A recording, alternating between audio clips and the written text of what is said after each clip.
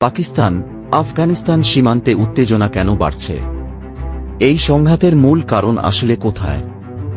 সংঘাতের মূলে আছে একটি অভিযোগ।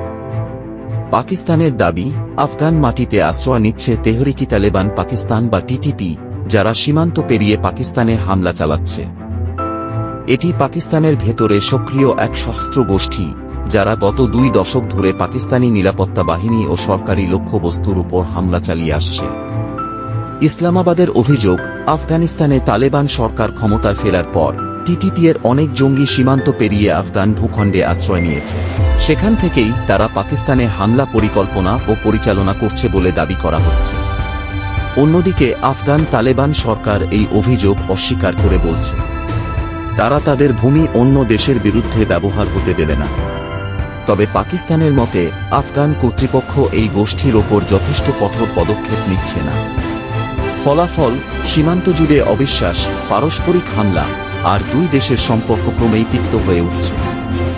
ইসলামাবাদ বলছে, এই নিরাপত্তা হুমকি রোধে তারা আত্মরক্ষার উদ্দেশ্যে সীমান্তে অভিযান চালিয়েছে, যার মধ্যে ড্রোন ও আর্টিলারি হামলাও ছিল।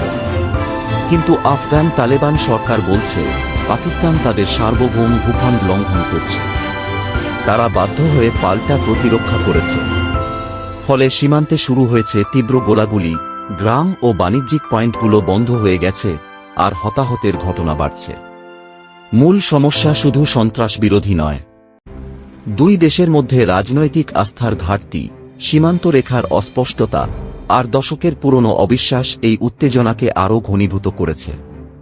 এখন প্রশ্ন, আন্তর্জাতিক মধ্যস্থতায় কি 2 দেশ আলোচনার পথে ফিরবে, নাকি সীমান্ত আবারও যুদ্ধক্ষেত্রে পরিণত হবে?